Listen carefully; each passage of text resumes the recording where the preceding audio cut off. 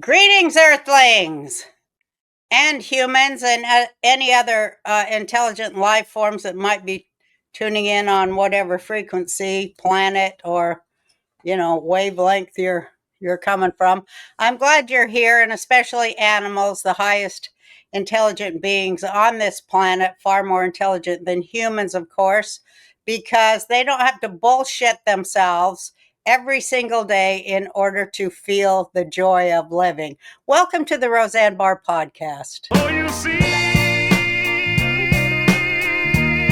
my patience is growing thin. Well, you know how I love to talk to geniuses, troublemakers, whistleblowers, dissenters, people with ideas that normally we don't get to hear because of the unified field of bullshit that is YouTube and all the internet media outlets. But I'm very excited today because we have a pioneer in the whole Epstein story, the first person to break the Epstein story, Nick Bryant. Hi, Nick. Thanks for being here. Good to be with you, Roseanne and Jake. Thank you for coming on. So you were, in fact, the first person to break the whole Epstein story, and you did it way back when? Well, there had been a number of articles about him molesting children, and there was a grand jury that found that he hadn't molested a single child, and that was in 2006, I believe. I went down there in 2012, and I acquired his little black book, and then I started calling victims in the black book. And they started telling me about being flown around and flown to an island. And at that point, I realized he was no longer a lone pedophile, but he ran a pedophile network. And so I took it back to New York. I took the black book back to New York City, and I live in the mecca of publishing. I thought for sure somebody would touch it. And of course, nobody did.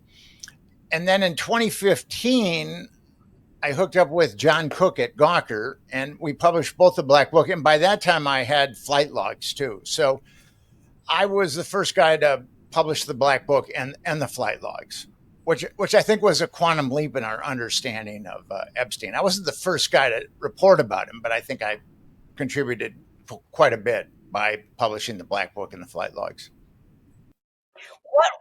How would you describe that evolutionary leap in human awareness in the United States and the world too? How would you describe that leap? I think that there was a lot of denial.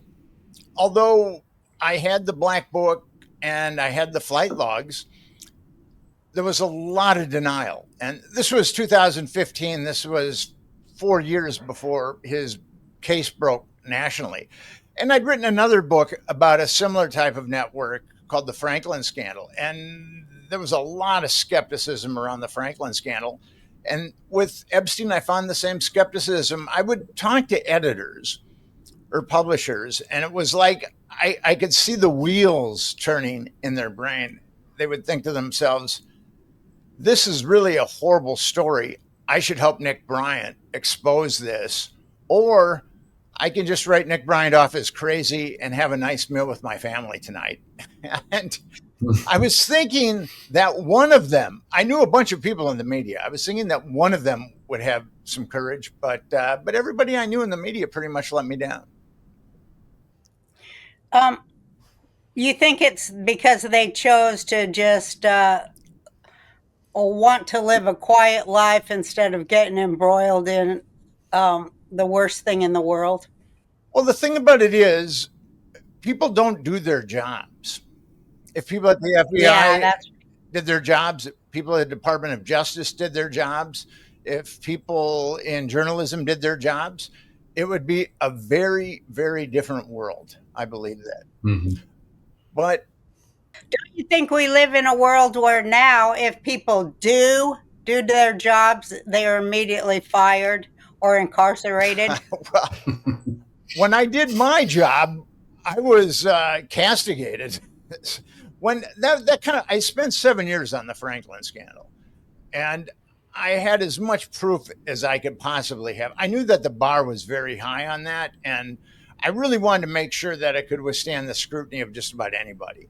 And we published it, and there was just a fizz. We couldn't get anybody to really do anything with that book. And I'd spent 7 years on that book, and the book sales initially were really bad. I mean, they've gotten much better, but that was kind of a disheartening period of my life because I put so much work into this, and I had a And we're talking about Boys Town, USA, where yes, the Republican machine of Nebraska was actually trafficking and sexually abusing these children, these boys at Boys Town, right? And taking them all the way to the White House, trafficking them. yes, Boys Town was a smorgasbord for pedophiles in the 1980s, and they were trafficked. They were trafficked all over, but a lot of them were trafficked to Washington D.C. And in Washington D.C., there was Craig Spence, who was a major power broker, and he had a mansion, and he was also a CIA asset. And every room in his mansion was fitted with a small pinhole camera. And his thing was blackmail, much like Epstein, audiovisual blackmail. Well, is there any difference between the Franklin School scandal and the Epstein scandal? Did it just get bigger? But I mean, at its base, is it exactly the same or is it different? Hey guys, it's Jake here. As you know, I'm an old middle-aged man who's graying and bald, and I have 2 daughters and a wife, and I need to take care of them. So life insurance is something that I look into all of the time. But as I was investigating and talking to my brother-in-law Josh, who many of you know from republiclifenow.com and the annuities program that we sold, the guy's a genius. He told me about a new product that is part of the life insurance, parachute, if you will. But it's called Living Benefits, and it's going to change the game. And I wanted to tell you about it because you guys got to get into it right now. And essentially what it is it's a life insurance policy. You pay it, the whole thing. And then if something, God forbid, happens and you, while you're alive, need that money, you don't have to wait until you're dead for it to go to your family when it could have helped save your life. With Living Benefits, you can access your own life insurance policy payout or whatever you want to call it while you're alive. Let's say you get a catastrophic illness or get caught on fire or something horrible happens. You can pull from your own life insurance policy and save your own life or do whatever you want, man. Buy a house, go to republiclifenow.com. Check it out. Make sure you ask for the Living Benefits life insurance because it's a separate part of life insurance. I don't want to get too technical, but just think about it. You could actually potentially save your own life with your own life insurance policy. It's a game changer, and I highly recommend you do it. It's very similar. You've got aberrations in the Justice Department and FBI that allow pedophiles to skate. And Yeah. the thing about the Franklin scandal that makes it a little bit different is there were the FBI came in and really pressured the kids to recant their abuse. And 2 of them didn't. Right. One was Alicia Owen and one was Paul Benassi. And Yeah. Alicia was indicted on 8 counts of perjury from the state grand jury, and Paul was indicted on 3 counts. So Paul was looking at 60 years, and Alicia was looking. These are the victims. What's that? These are the victims yes. who came forward. So Paul was looking at 60 years, and Alicia was looking at 160 years. And then she testified before a federal grand jury, and they tacked on 40 more years. So Alicia was looking at 200 years in prison. And Wow. For being a victim who came forward. And she still wouldn't recant. And there was a kangaroo court that sentenced her to between 9 and 15 years in prison for not recanting her accounts of abuse. But the authorities really tried to destroy her because they put her in solitary confinement for 2 years. A kid. Wow. She was like 21 years old at that time, and they put her in solitary for 2 years. And as we know, that can really unravel people. And she was PTSD. What's that? I was saying she was already post-traumatic from being a victim. Yeah, she was victimized twice, and once by her pedophile perpetrators, and then by our government, our state, and the state of Nebraska, and the Department of Justice and FBI. A really horrific chapter in United States jurisprudence that they would gang up on this poor girl. And she just was going to tell her truth. And in the book, I really do show that she was definitely abused, and she wouldn't recant that. She's a real hero. Alicia Owen is a hero in the United States of America. A lot of people don't, most people don't even know her name. I've never heard of her. She's one of the. She's still in prison. No, she's out. And I run an organization called Epstein Justice, and we're trying to get justice for what we want is two relatively basic moral things. We want, if you cover up a crime, you're aiding and abetting that crime. We want to know why the government aided and abetted child trafficking, and we want the perpetrators to be prosecuted. And Alicia is actually a associate director of Epstein Justice. She's gone to school, graduated, I think it was summa cum laude, and she also happily married, owns a home. I mean, she is like one in a billion, really, I think that. Yeah, really. And so is Audra that we had on last week. She's on the board too, isn't she? She is on the staff also, yeah. I've got some really good people at Epstein Justice. I'm really, really happy how it's evolving. Can people go there and help out, donate? Oh, yeah, definitely. You can go to EpsteinJustice.com. We need donations. We definitely need donations. Okay. And then we also have, every month we have webinars where we teach people, give them the tools to pressure their legislators, because we're going to need that. And there's also a change.org petition that it would be great if people signed too. And that kind of change.org brings people together. We put it up like about 5 weeks ago. We've got over 30,000 signatures. And so that just shows that people are very concerned about this. And it's great. And actually, Epstein Justice, we've been trying to get congressional people to, what we want is a congressional commission, independent congressional commission, to investigate Epstein. And we want a special prosecutor. Well, we want a congressional commission, which is a little different than a special prosecutor, because a independent congressional commission could include civilians like me. Oh, cool. Yeah, I like that. So, because if it just goes to a subcommittee, it's nothing's going to be done. If we just leave this to politicians, nothing is really going to happen. And so Epstein Justice, we're putting pressure on legislators, and we got our first legislator to get behind us a couple of days ago, Thomas Massie, who proposed that there's an investigation into Epstein, and the Speaker of the House, Mike Johnson, shut down Congress early, so that couldn't be voted on, and Mike Johnson is the Speaker of the House. He's the third most powerful person constitutionally in the United States, and he's shutting down. I don't know about him sometimes. Do you think that you shut Congress down to avoid this particular vote? Yes, I think that, unfortunately, I think that our political system, and I've written, the Franklin scandal shows this, and I also wrote a book called Confessions of a DC Madam, The Politics of Sex, Lies, and Blackmail. And it was about a guy who ran a gay escort service, and CIA assets would use his escorts to compromise closeted politicians.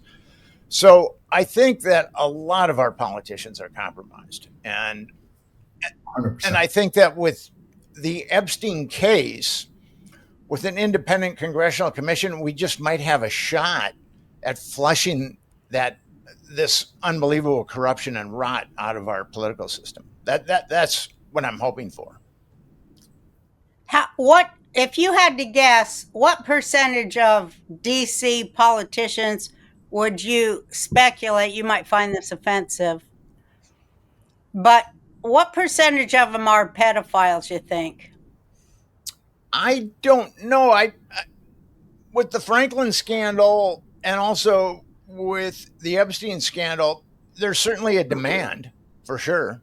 But there are other ways that people can get, like Mike Johnson, he's got, and this is kind of cringeworthy, he's got Covenant Eyes on. It's a program on his iPhone, and his 17-year-old son has Covenant Eyes on his phone, and that gives them the ability to monitor each other's consumption of pornography. So right there, that's very weird. And if Mike, Wait, hold on. I'm sorry. Covenant Eyes is an app that monitors production. So Mike Johnson can see if his son is looking at porn. and his son can see if he's looking at porn. So obviously they both had a problem. They're keeping each other in check. But here's the thing with our cyber abilities, with the intelligence services, if he's attracted to macabre pornography or child abuse material, he's definitely compromised for sure. But isn't it even an extra dimension that him and his son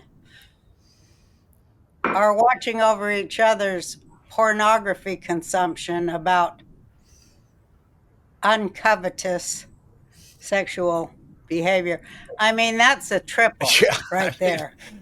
And he's the third most powerful man in our country constitutionally. So that's. How did you find this out? Is he open about this, or was this some journalistic digging? Rolling Stone initially reported it, and it's subsequently been reported by other publications too. So okay. All right. I never heard that. I mean, I'm in shock. Well, I'm not in shock because I think that everything they do is to cover their bad behavior, everything they care about. Obviously, it has nothing to do with the voting public. Well, Tim Burchett, he's a federal legislator from Tennessee. He's in the House. He came out about a year and a half ago and said, my colleagues are being compromised in honey traps. And for a sitting U.S. congressman to make that kind of admission is mind-boggling. There's a guy with a lot of courage. Yeah. And he is behind. Massey has proposed this bill. It's 581 or Resolution 581 that is going to mandate an investigation into Epstein, which Johnson snuffed out, but it'll occur in September when Congress comes back. There's 34 representatives that are co-sponsoring it. So that's huge. That we've got people that have come aboard that are in the Congress, and I think that would be an indication that they're not compromised. So not everyone is compromised. Well, I mean, until the whole Trump revolution, it was don't rock the boat because they were all comfortable with it. But the MAGA people came in, and that was one of their, our number one concerns was the sex thing, the pedophile abuse thing worldwide. Yeah, I mean, that's one of the reasons I supported Trump and voted for Trump, which is why I was me too. kind of upset about the Binder Gate and Pam Bondi saying, I mean, let me ask you this real quick.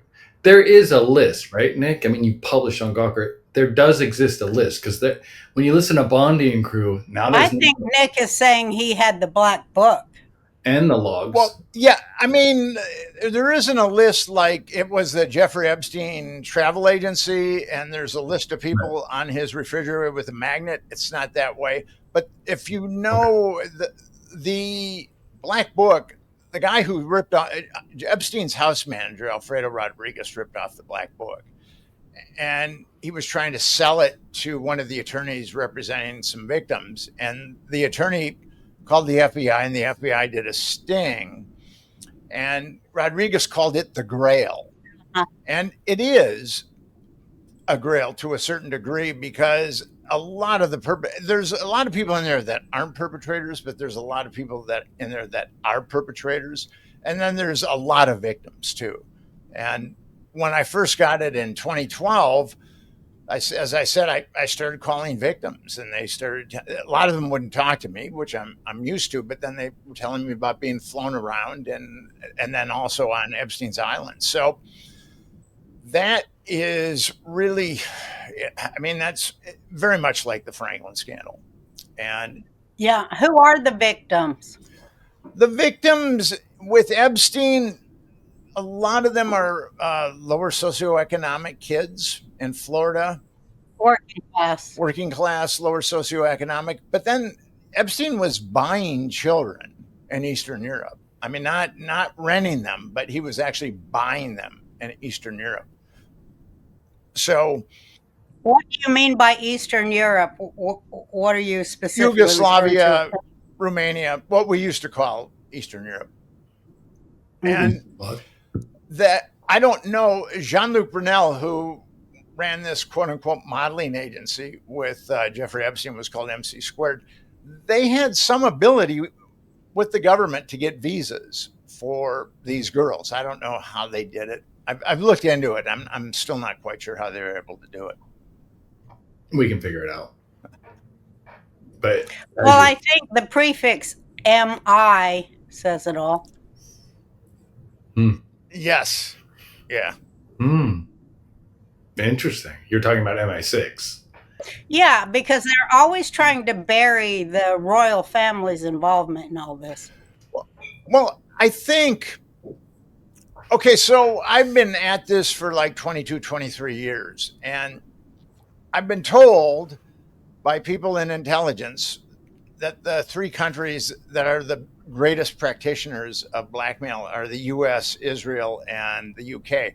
But I know that Russia isn't far behind in that mix because Yeah. the KGB and subsequent Russian intelligence agencies have definitely deployed blackmail all over. But Always. but it's blackmail is an integral part of our political system, going back to like the founding fathers. Alexander Hamilton was having an affair with a 23-year-old who was married, and her husband was blackmailing Alexander Hamilton. And there was this muckraking journalist that came along, and Hamilton and Jefferson, Thomas Jefferson, had a lot of antipathy towards each other. They did not like each other at all. So the muckraker outed Hamilton having an affair, and then the muckraker thought that Jefferson would give him a place in his administration. And when Jefferson didn't, he outed Jefferson for having sex with one of his slaves, Sally Hemings, which actually DNA tests have shown that to be the case. So yes, sexual blackmail goes all the way back to the beginning of our republic. And before then.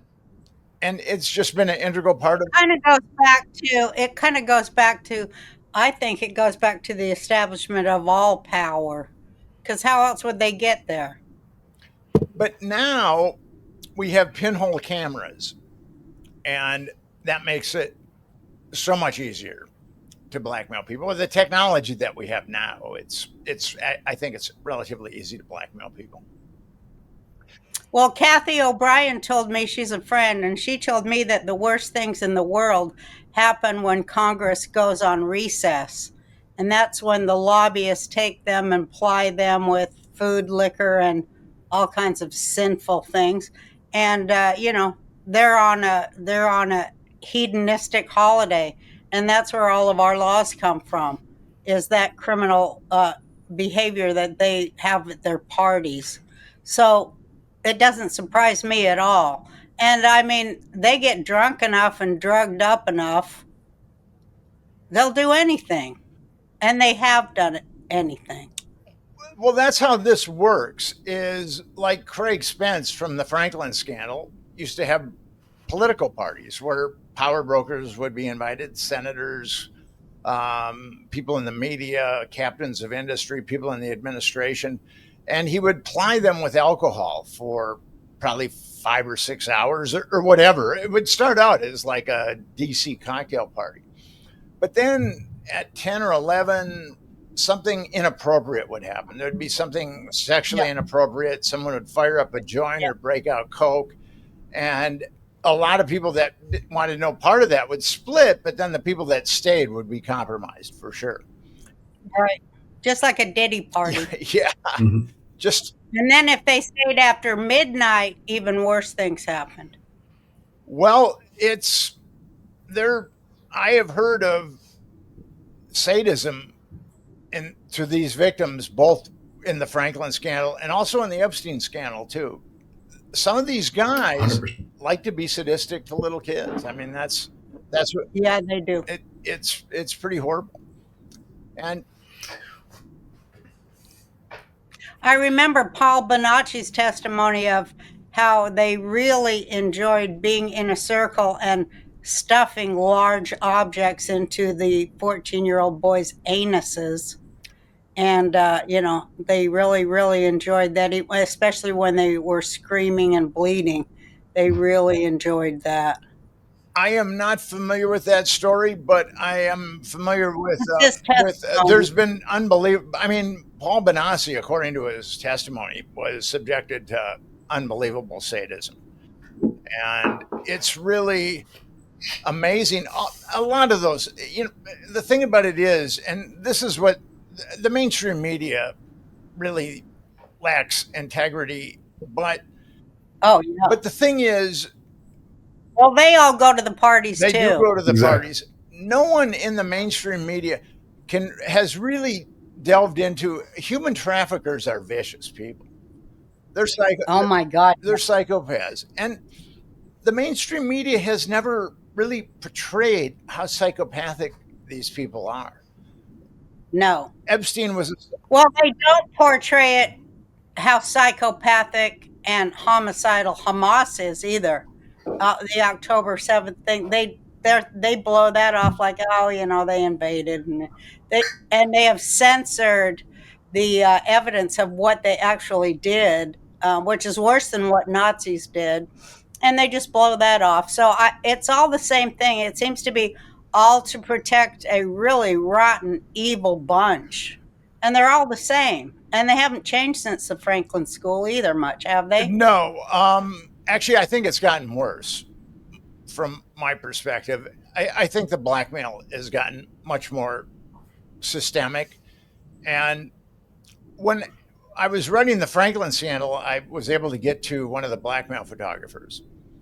And given his former vocation, he's not the paragon of ethics or morality, but I think he was being honest with me. Early on, he was being honest, and then I think he kind of swerved off into dishonesty. But I was trying to get my mind around it. And I said, well, because you don't read books. There's no books about this. Well, now there is, the Franklin scandal, but prior to that, there really wasn't a book about it. And I said, how does this work? And he said, once you're compromised, it's like you're on a yacht, and it's a beautiful yacht, and it's a beautiful day, and you can have anything you want on the yacht. But if you decide to get off the yacht, the people on the yacht are Yeah. going to make sure that you drown. So Mm-hmm. there's zero incentive to get off that. And actually, being on the yacht is a good career move for a lot of people. Yeah. The former Speaker of the House, Dennis Hastert, Oh, yeah. like Mike, Good old Dennis. he was, he had been a high school wrestling coach and also taught at high school. And he had been a pederast going back 30 or 40 years. And Mm-hmm. his rise in the House of Representatives was meteoric, and according to Sibel Edmonds, she was an FBI whistleblower. The FBI knew about his shadow life when he was Speaker of the House. So Yeah. I think that was a case where the FBI was fully aware of what Dennis Hastert was up to, but as long as he was a strong arm specialist, and he really pushed the Iraq War very hard. Yes. And I think that was his impetus, was probably because of his blackmail. But I'm sure that being blackmailed was a good career move for him, unfortunately. Well, it's like Hollywood, isn't it, Mom? The structure of Hollywood is if there is sort of pressure to do sort of things, or they have blackmail, there is a payoff. It's not like you're blackmailed and you're living in a hut. Like, you'll rise to the top. You'll have money. Well, if you don't, you'll be finished. Right. So it's kind of like a choice. Like, do I want to be wealthy or It's not like dead? you get a choice. It's like you do this or you're gone. Right.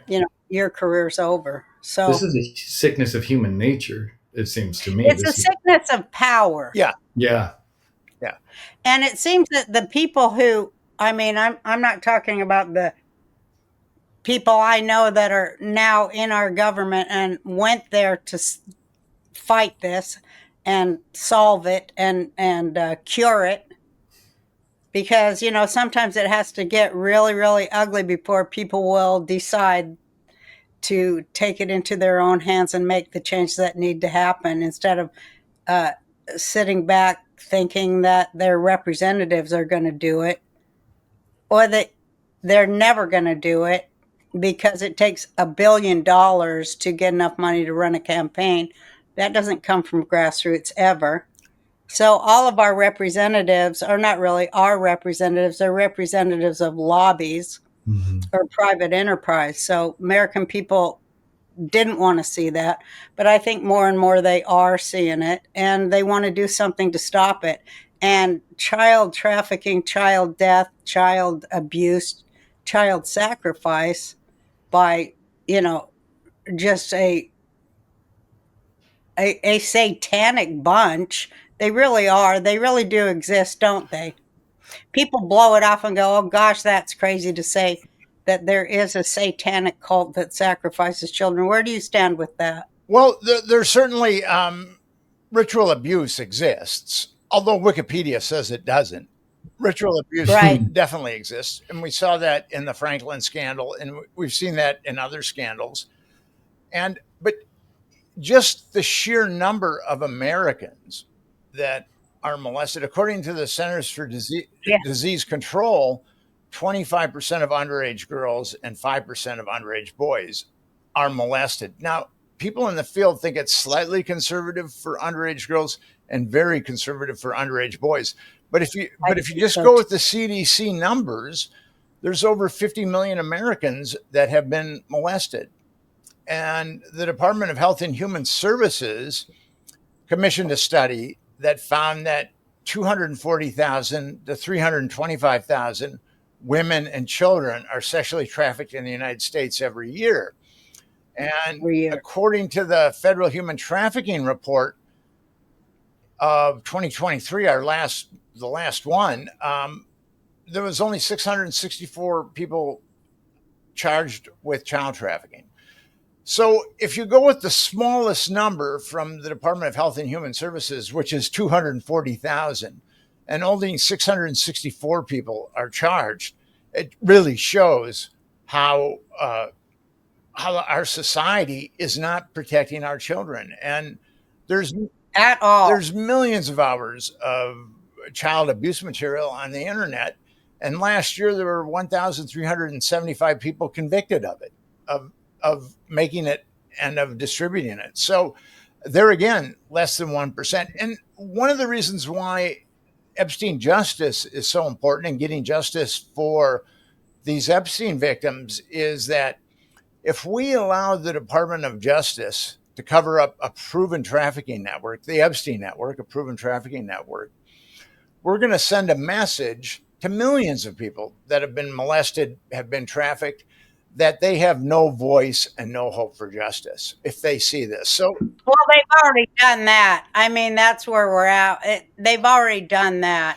And to a lot of those people, they're very, very upset with Trump and what he's done with saying, Kathy Phillips, FaceTime video.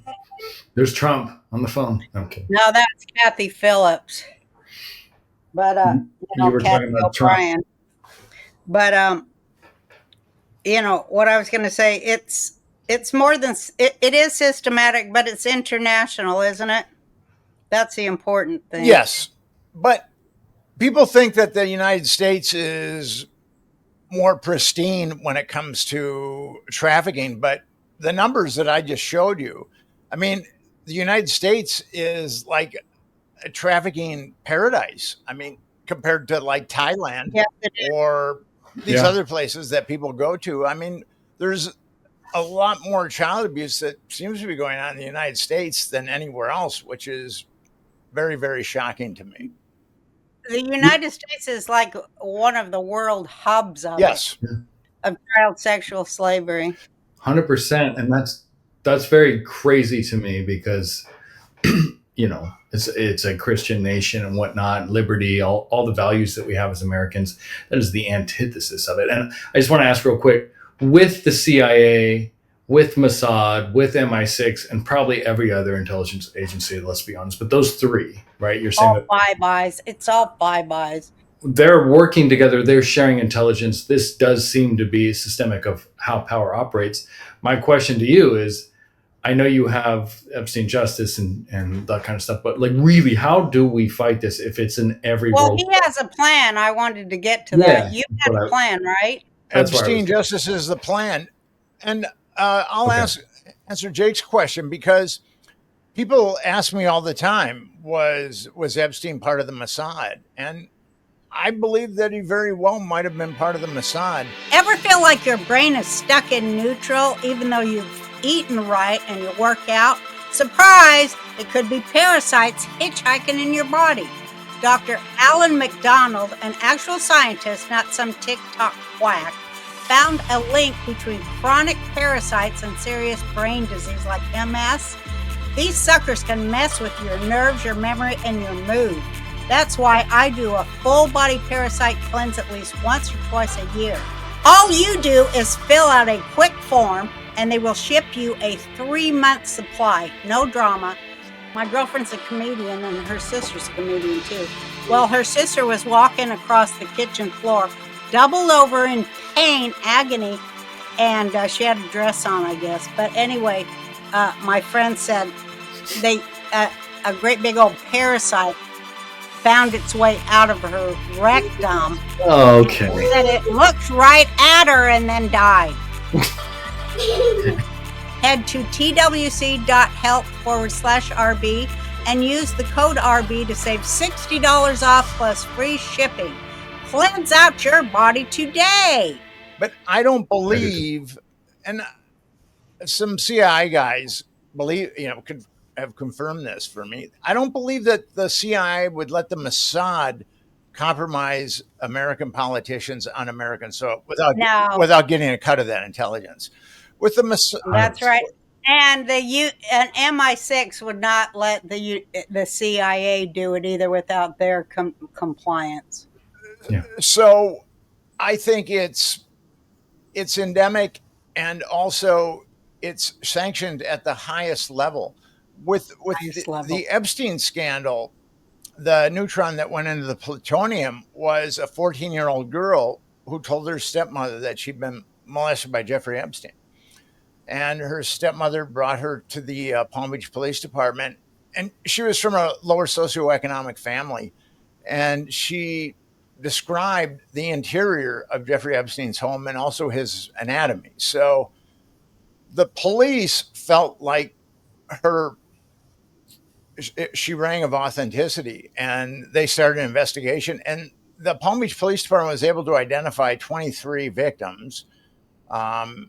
But it initially was going to indict Jeffrey Epstein on 5 counts, 4 counts of unlawful sexual activity with a minor and 1 count of lewd and lascivious molestation, which could have put Jeffrey Epstein in prison for a very long time. But they knew of a lot of other victims. This is just what they were going to start with. And that case was taken away from them and given to a grand jury. And generally, grand juries in Florida are just reserved for murder cases. So something was up. And I don't know if your audience is familiar with how grand juries work. People think when they hear grand jury, it's like the gods of jurisprudence have spoken. But actually, with a grand jury, a special prosecutor is chosen to present evidence to the grand jurors. And grand jurors are just citizens that have shown up for jury duty and been funneled to a grand jury. So the special prosecutor... Citizens that couldn't get out of jury duty.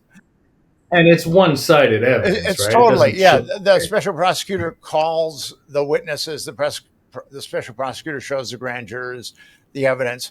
So there's a famous quip by a New York Supreme Court justice that said special prosecutors have so much power over grand juries that they could get them to indict a ham sandwich.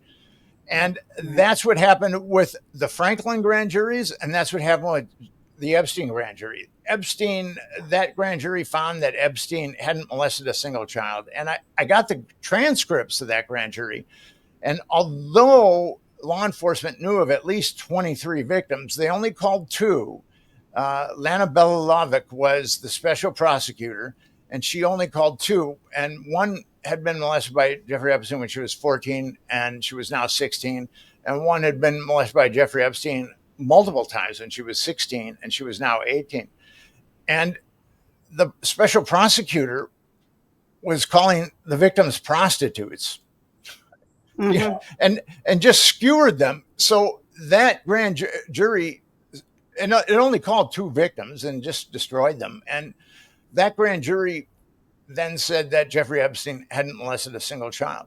And then what happened, one of the real heroes in this story is Michael Ryder. He was the Palm Beach police chief, and he went to the Department of Justice, Southern District, Florida, and said, you guys have got to investigate this. This is one of the greatest miscarriages of justice in modern times. So Alexander Acosta was the U.S. attorney for Southern Florida. He acted like he was going to impanel a grand jury and get to the bottom of this. And at this point, the feds had a list of 34 victims. But I've got that list, but they knew of 40. And then all of a sudden there was radio silence from the Department of Justice. And what was happening was Anne-Marie Villafana, the assistant U.S. attorney for the Southern District of Florida, and Jay Lefkowitz, one of the big shot attorneys that represented Epstein, they were making this really dirty deal. And I've got emails between those two.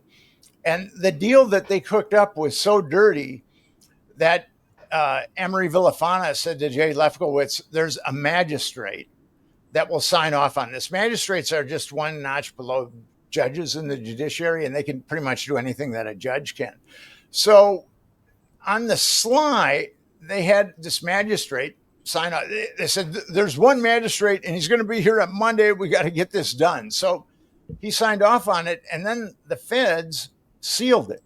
So no one could look at it. And some attorneys that were representing the victims and also the Palm Beach Post appealed that.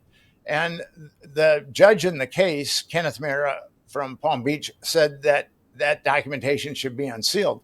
And then the feds appealed that. And then ultimately the 11th Circuit said unseal it. And it was unsealed. And what it did is it gave blanket immunity to all of the co-conspirators and perpetrators in the Epstein network, all of them. Wow. And also, the Victim Crimes Rights Act is a federal law. And basically what it says is victims have to be apprised of the adjudication of their perpetrators. And they actually get to confront their perpetrators. So the feds never did that. That's why one of the reasons why they sealed it. So the feds contravened the Victim Rights Crime Act and also gave blanket immunity to all these perpetrators. It was just really horrible. And then the feds, because it had contravened that Victims' Rights Act, had the state make a deal with Epstein. And the deal was he had to be in jail, county jail, for 18 months. He did 13, and he was let out during the day to molest little girls. So that was justice for Jeffrey Epstein in 2007. Jesus Christ. So depressing. That's, yeah. And Alexander Acosta was the U.S. attorney for the Southern District at that time. And he was also Trump's labor secretary. And when he was coming in and being vetted by the Trump administration, he said, he was asked, why did you go so light on Epstein? And Acosta said, I was told that Epstein was intelligence and that I had to back down, that it was above my pay grade. Yeah. And you know that's what they did. He was protected at the highest levels of the CIA and the FBI, just like Comey and Hillary Clinton and Obama have been in their crimes. I mean, all the criminals, they're the only ones who get any protection under the law. Certainly the victims and the citizens, especially the taxpayers, get no representation or protection under the law. It's unbelievable. It's all upside down or backward day every day. Well, I think the telling thing is, and I looked into this, I've talked to some legal scholars, there's only two people in the country, in the government, that can tell a U.S. attorney to back down. One is the attorney general and one is the president. And at that time, the attorney general was Alberto Gonzales and the president was Bush too. So there's no way a U.S. attorney is going to go out on a limb and cover up a pedophile network unless his boss says okay. And Alberto Gonzales isn't going to do that. Was Bush 1 and Bush 2, were they ever implicated in any way in the Boys Town thing? Because I heard that they were. They were implicated by one victim, and that was really the way that played out was really egregious because of how, as I said earlier, Alicia Owen getting 9 to 15 years, and basically the state and feds said that not a single child had been abused. And if you go to Wikipedia, it says that not a single child had been abused. And we've tried to change that, but intelligence is on Wikipedia and they will not let us change Oh, that. yeah. Yeah. And Well, go ahead. but Bush Sr. ran the CIA. Let me forget that. And yeah. And this is kind of an interesting fact. William Barr was Bush 1's attorney general that covered up the Franklin scandal, and he was Trump's attorney general that covered up the Epstein scandal. Yep. And 100%. And you see these guys that are really dirty just get recycled and recycled and recycled. No, that's why I say they're the very same people all the way through, from Franklin to Epstein. They never lose their jobs or get confronted, and they never have any accountability for the things they do. Well, I guess because they're intelligence. Or they're I guess the only thing intelligence can come up with is to use children to blackmail people to keep their power. I guess that's the only thing they can think of. Well, power only seeks to perpetuate itself. And unfortunately, we have, regardless of whether they're American or Chinese or Ugandan, unfortunately, the bad ones rise to the top because they're ruthless. They're willing to do just about anything it takes to get that kind of power. Whereas good people don't really, they're not willing to cheat, lie, and steal to get ahead in life. But our politicians are, unfortunately. A lot of them, I should say. Well, good people, I think what's happening is an awakening thing where good people realize, hey, we do have laws. We could try following the laws for a change. I think we're seeing that right now. We're seeing that right now. Pam Bondi in February said that she was going to release the Epstein files. And a couple of days later, she released like a nothing sandwich. I released more incriminating information in 2015 than she did in 2025. And then that's Binder you referenced earlier. Yeah, it was weird. The Binder, yes. And then she got herself into a deeper hole when she said that the files were going to be released, but anything that's related to national security will be redacted. So now she has to tell us what a bunch of child molesters have to do with, with national security. Well, there you go. That's what I thought. Well, I'm glad she said that because that's bingo. A bunch of child molesters have everything to do with our national security. But here's where she lied, and this is really unfortunate because the morning after Epstein was arrested, the FBI opened his safe. And they pulled out lots of discs and hard drives. There was lots of child abuse material in that safe. She said that. Well, no. The New York Times and Business Insider reported it the next morning. And so she's kind of implying that they're just looking at it now, which is not the truth because they were looking at it as soon as they pulled it out of Epstein's safe that morning. I'm sure that they did double shifts just to see what Epstein had. Well, they had to fill up some burn bags with it. Well, but we don't really need, the thing about it is, we don't need the Epstein files. We don't to go after these perpetrators. We just need people No. to follow the law, because there were Right. there was a New York Times article. It was a full page article, and it named Ghislaine Maxwell, Sarah Kellen, Leslie Groff, Adriana Ross, and Nadia Marcinkova, and Haley Robson being pimps for Jeffrey Epstein. And Ghislaine Maxwell is in prison now, and as appalling as it is, she might be working out some kind of deal with the government, even though she's evil. But we could go after Sarah Kellen, Leslie Groff, Adriana Ross, and Nadia Marcinkova. We could charge them with multiple counts of child trafficking. They knew all about Jeffrey Epstein's network, and they helped facilitate it. We could go after them and charge them with multiple counts of child trafficking, and they would roll over on the perps. I mean, that's how it's done with the mafia. And then there's Yeah. hundreds of victims that could testify. So we don't need a smoking gun like video. We just need the Department of Justice to act correctly. I mean, that's what we need. And Right. then we could take care of Do their job. Do their job, as you said. And they're not seeming, it doesn't seem that Bondi and the DOJ at this point are doing their job. Maybe we're not apprised. Can you imagine her sitting there on top of all of those ops? What's she going to do? I mean, probably everything she does, they stop or block her. Yeah. Well, And there's a lot of local judges that think they have the power of the universe in their pen to stop things. the thing with that is the FBI on July 6th released a very strange document, and no one would sign it. It actually was the Department of Justice and FBI both, and no one signed it. No one's going to take the fall for it.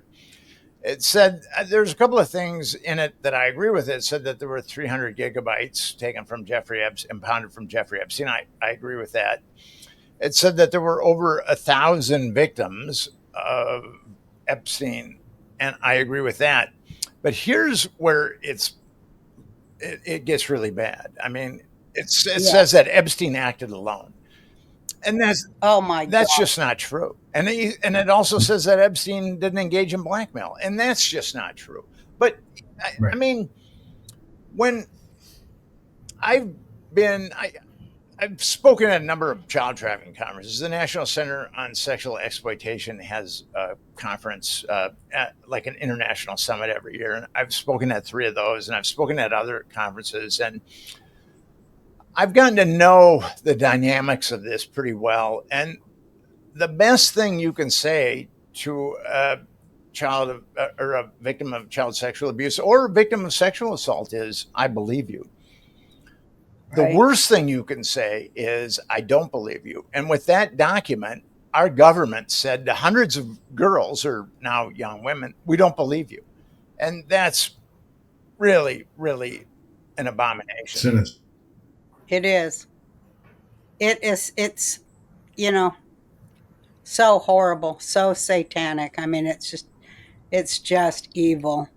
Who do you think, let's make some conjecture because I want to see. Who do you think sits atop of this whole thing? I've asked that question to myself a million times, and I've been asked that question a million times. I don't know. I mean, I believe that there's obviously some shadowy group that's part of intelligence, probably got their hooks into the FBI and also the Department of Justice, that is responsible. I believe that I guess you could call them shadow masters, because we don't really know who they are. No, we don't know any of their names, do we?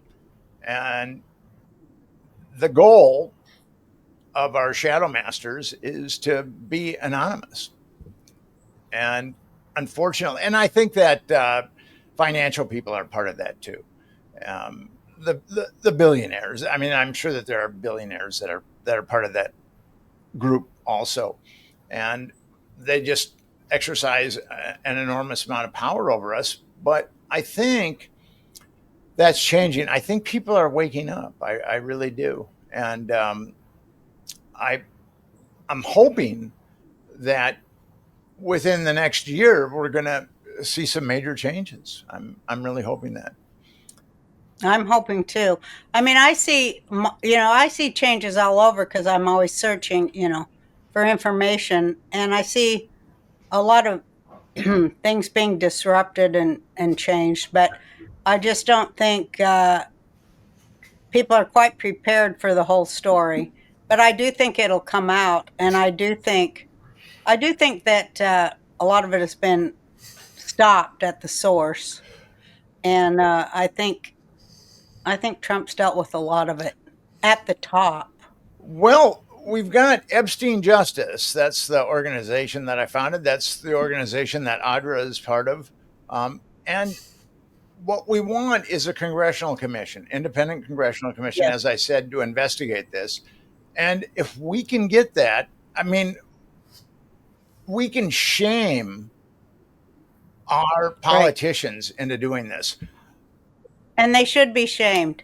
Mike Johnson, when he came out and said that he's going to adjourn Congress early, we at Epstein Justice we have a legislator of the week, and we put their name, with their face and their number there, and we encourage people to call them. And last week, Mike Johnson was the legislator of the week, so we can, it's people have been conditioned to believe that they don't have any power, and Yep. we the people can have power. We just have to come together. And I think that this is an issue when the government is aiding, abetting child trafficking and children are getting abused with impunity. I think that this is an issue that can bring both the left and the right together. The left, I think so too. It has to yeah, happen. It has to happen.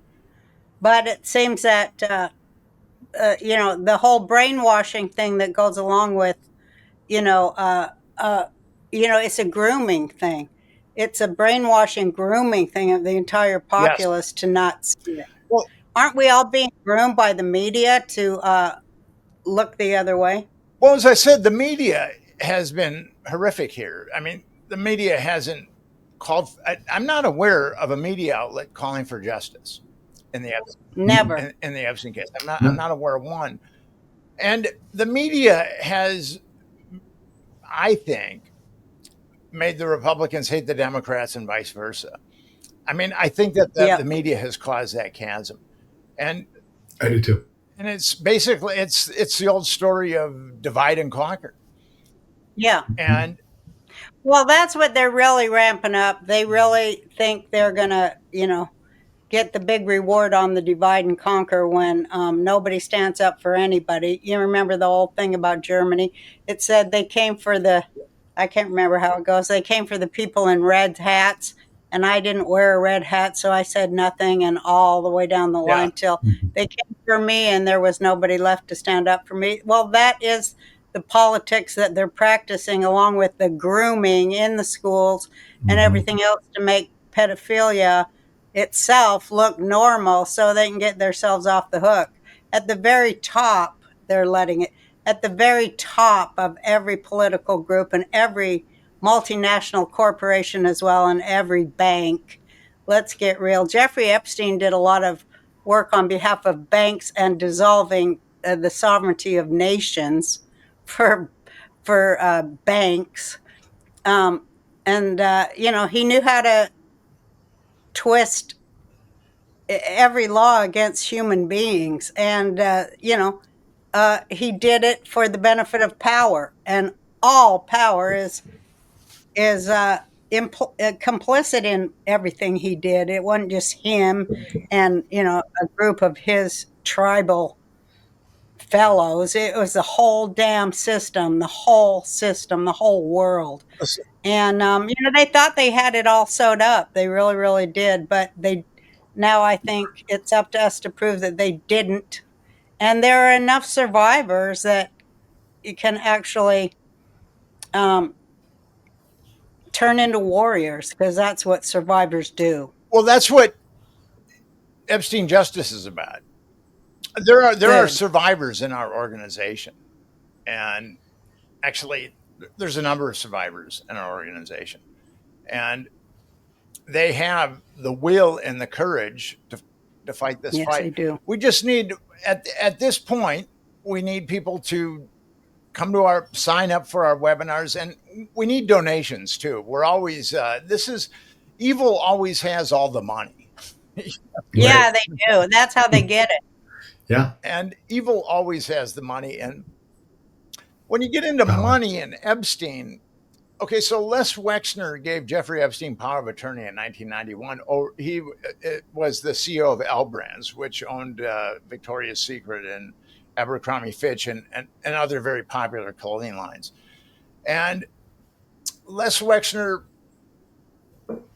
gave Jeffrey Epstein the keys to his kingdom. I mean, power of attorney, you can do what Epstein could do whatever he wanted with Les Wexner's $1 billion or $2 billion, or I guess now it's $4 billion.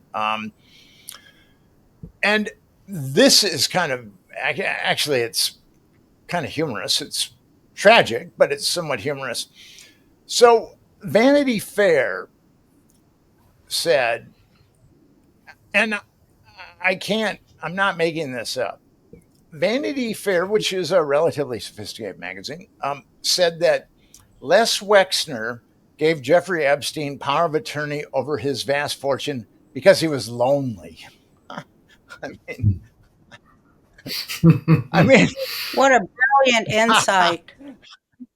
I mean, the difference. They do have some of the more insightful. We know why he did it. We know why he did it. The difference between fact and fiction is fiction has to make some sense. So, yeah. Well, I mean, just the contempt that's written with that, like, oh, the reader is stupid enough to believe this. The contempt for the reader is unbelievable. But the other stuff that they were doing, Wexner and Epstein at his New Mexico compound, I mean, they were doing Nazi-like experiments on, aborted fetuses to make themselves live longer too, and that's never included in. They went to the zenith of evil and ego. Well, I do know Juliet Bryant has said, I've interviewed her a few times. Juliet Bryant has said that she was at the New Mexico place and then she went unconscious. I don't know why, but she woke up and she was in like an operating room and they were harvesting her ovums. And yeah, they like the eggs. Epstein and Maxwell actually tried to get Virginia Giuffre to carry a child, to be a breeder. So that's going on. In 1996, Dolly the sheep was cloned. And I just knew at that point, even before I got into all this crazy stuff, I just thought to myself, there's got to be megalomaniac billionaires out there cloning themselves. Because if you can clone a sheep, you can clone a human. It's pretty easy. Mm-hmm. And it takes about $1.5 million to clone a human. So it's relatively easy. Just have to take the DNA out of the egg and insert the DNA that you want and then give it electrical shock. And then that starts the mitosis, the cell splitting. So crazy. It's pretty easy to clone somebody. I mean, the fact that they would, I mean, just that kind of thinking is that they would regard, well, I do think that they regarded all of the working class as potential prey. I mean, the daughters as potential prey, but, they also had their boys, they also ran boys and they also raped and trafficked boys. And I get really upset when they leave that out of everything. Well, that was the Franklin scandal. It was Republicans trafficking little boys, and Epstein is Democrats trafficking little girls. Thank you. And I mean, that seems to be the real partisan divide. I mean, unfortunately. Yeah. But we're talking about money and Vanity Fair. Leon Black, who was head of Apollo, was a billionaire. Epstein was also providing him with minors. He gave Jeffrey Epstein $160 million. And now multiple media outlets reported this. Leon Black He was wrong. gave Jeffrey Epstein $160 million because Jeffrey Epstein was helping him with his taxes. I thought he was lonely. This changes. No, that was somebody else. No, I know. I'm joking. My It's so God. stupid. We know why. I he mean, gave him a guy money. like Leon Black has a battalion of accountants. But, you know, I initially thought it was all blackmail. But I've come to think definitely blackmail. But I think Epstein was laundering money, dirty money from the CIA or whatever. That's what I think. I think that That's what it was. I think he was a huge laundromat, and he Yeah. took his cut, Yeah, that's what I think. I too. think so which too. was substantial. I think it was far more than, it was just all the criminal enterprises that the CIA and all the Five Eyes and all the intelligence. I mean, that's just where all the criminals are. And all you have to do is call yourself a contractor or somebody in intelligence. And, it's like, you have a pass for everything. You're never going to be arrested. You're never going to be called on the carpet. Everything's covered by national security when you got a pass. The national security get out of jail free card gets played quite often, and it was played with Epstein, for sure. I mean, Alexander Acosta was told to back away because he was intelligent. So the CIA would have invariably, if Acosta had rebelled, I think the CIA would have invariably had to play its get out of jail free card. Yeah, he would have had to have shot himself several times in the back of the head, as they so often do. The Clinton suicide. Can I say something real quick, Mom? Do you mind? Go for it. I just want to point out a really important note, and not to, it's my bias making me do this, but I still think it's important. The divide and conquer strategy, because the American people, actually the world population, like you said, with EpsteinJustice.org, we do have powers. It's very important to the people, the evil people in power that are trafficking in children, to keep us divided. And that is one of the things that we do here on the Roseanne Barr podcast, is we always fight against these tropes or these things that divide us. We get a lot of heat for it. But just be careful when you're mad at a certain group or a religious affiliation or a country. You are being played. And me and my mom want you to understand that we have to focus, like my mom always says, the people at the top that are actually responsible for all the evil. And I just wanted to say that. Thank you for letting me do it. Thanks, Jake. But it's so funny how so many of the people, well, we're talking about anti-Semitism because we're Jews. One of many things. That's one thing. But it happens on every faith. But it is one of the interesting things because the people leveling the charges against the Jews are themselves complicit in a far huger way than the Jews will ever be.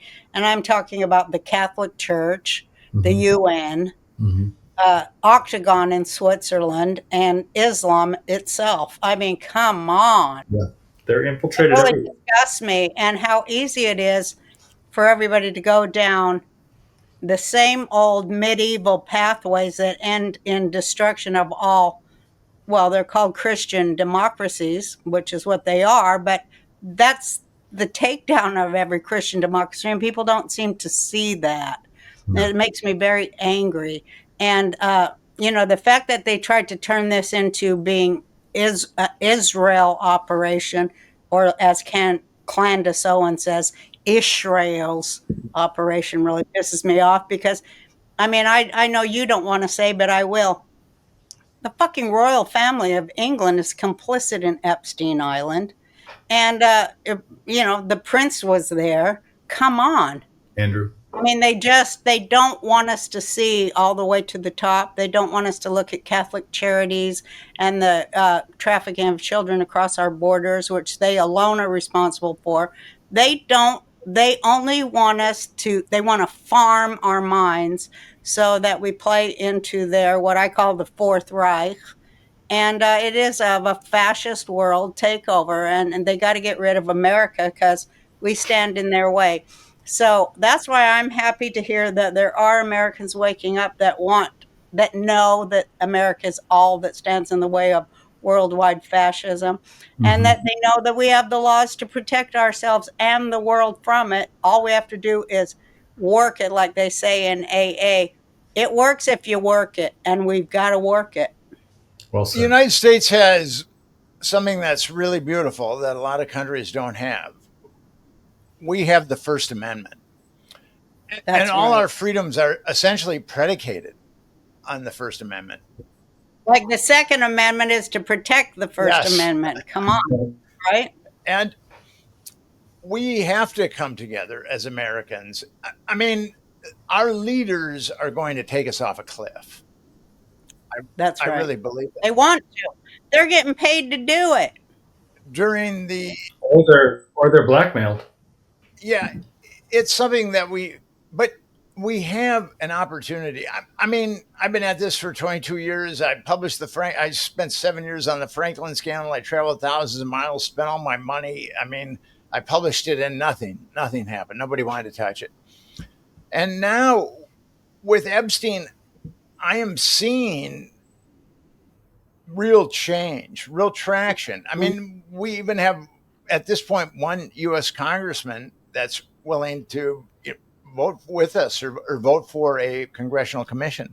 And I think that there's going to be a number of them that follow him shortly. So I think so too. I really believe, because there's been times in this battle over the last 22 years where I've been eating a lot of chicken pot pies and been fairly broke.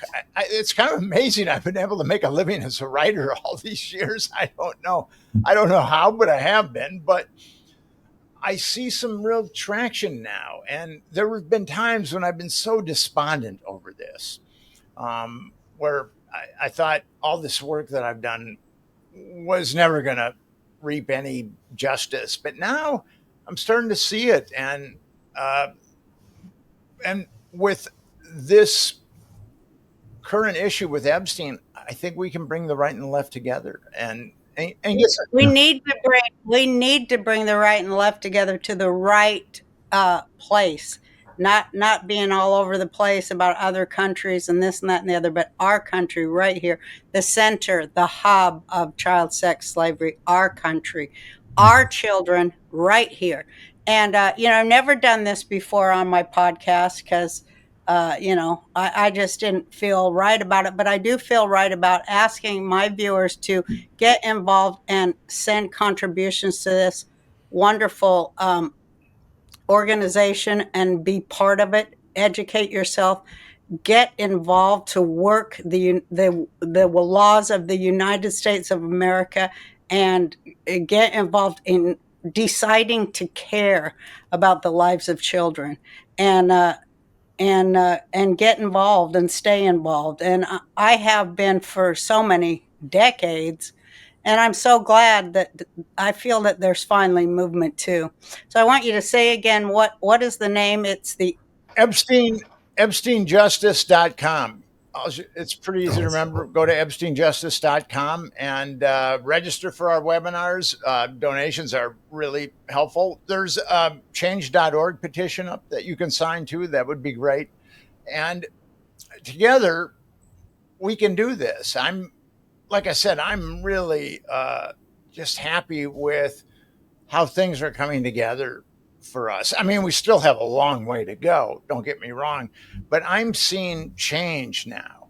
And I'm seeing the left and the right come together over this issue. And it's really wonderful. And people are starting to come to Epstein Justice and actually register for our webinars. And because together we can do this. I mean, yes, we don't have to take shit like we've been taking it.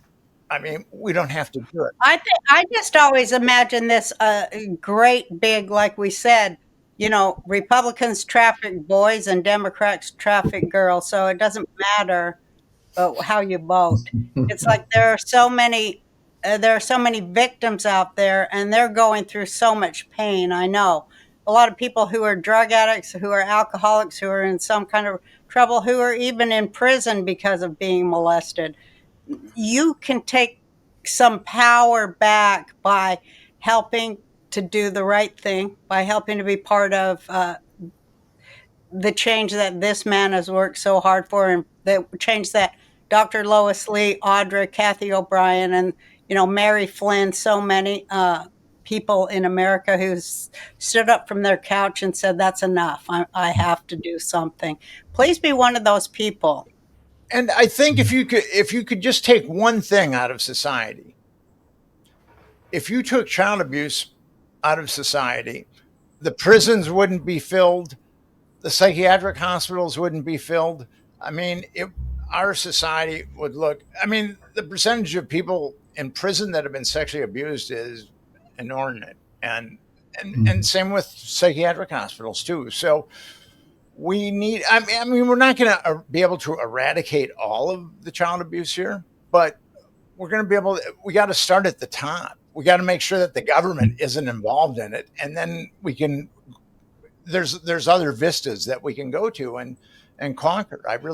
We got to cut the head off. That's really important. We just, as I said earlier, people have to do their jobs. There can't be cover up of child sexual abuse. I mean, and at the local level. And we need to have a law passed that the CIA and the FBI cannot use children in blackmail operations. I mean, we've passed a lot of laws like that, and it isn't out of the question, and it's ultimate sanity for the world. And we need to pass those laws. We need to enforce those laws. You know, I mean, there are so many laws that. Well, we need to pass a law that if the laws aren't enforced, you're going to, you know what I mean? Yeah. We have to have a law that anyone who doesn't enforce the law is in deep shit. Yeah. I'll be the first one to sign that. I believe Me that. too. I have just seen so much judicial and law enforcement corruption over the last 22 years. And it's really, it's appalling. I'm glad that I'm still appalled by it, so I'm not completely desensitized by it. Me too. I'm glad I'm still appalled too, and I'm glad I'm still mad. I've seen so many people go, I tried, but there's nothing we can do. Well, there sure is. That's it. And there's everything we can do. Americans just have to believe in we the people. That's all we have to do is believe in we the people and not hate people that are of different political persuasions. I mean, that's all we have to do to come together on this. And that's it. And we beat everything. And we can flush the rot and perfidiousness out of our political system. We started this conversation, when the Speaker of the House shuts down an investigation into a child trafficking network,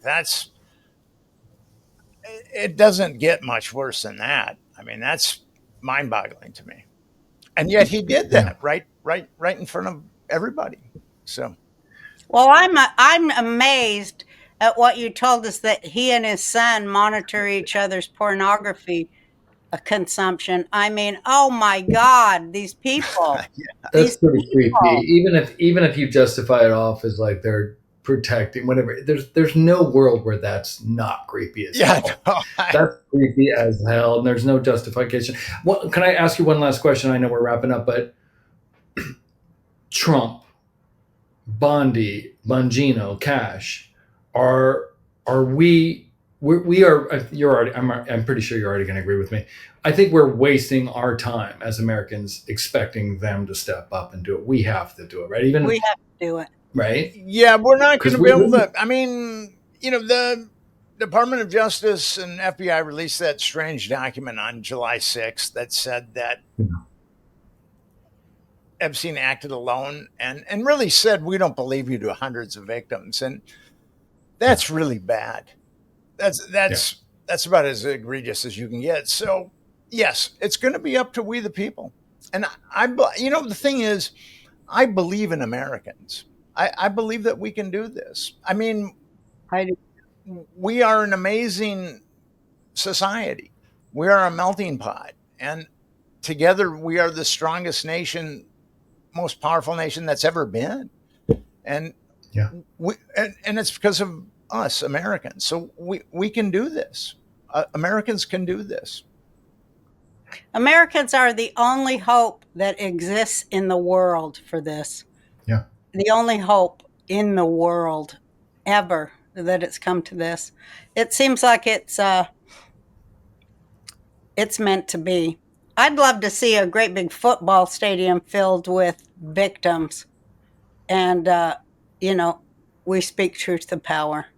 I'd love to see that, That or a big old march of like 40 million of us. Well, that's what Epstein Justice wants to do. We definitely plan on demonstrations for sure. We know that there's going to be some politicians that aren't going to change because they're so compromised, regardless of how much we shame them.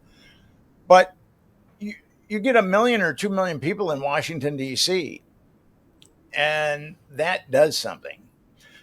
The civil rights movement wasn't an easy thing, Right. but we did it. Women's rights wasn't an easy thing, but we did it. Gay rights wasn't an easy thing, but we did it. Workers' rights weren't an easy thing, but we did it. And we can do that with children now. I mean, I really believe we can come together and do that with children. God bless. Well, let's do it. Let's do it. We're committed to it, and I know you are. I know a lot of people. I'm hooking people up that I know with each other. I know, like, Dr. Lee is too. We all are. And here's to 2026. Thank you so much for coming on my podcast. We enjoyed having you as our guest. Thank you so much for inviting me. It's been great. Thank you, Nick, for all you do. I mean, I know you've been above party and fighting this a long time, and it's very commendable. I'm in awe. So thank you. Hail, hail, hero. Oh, you see, my patience is growing thin.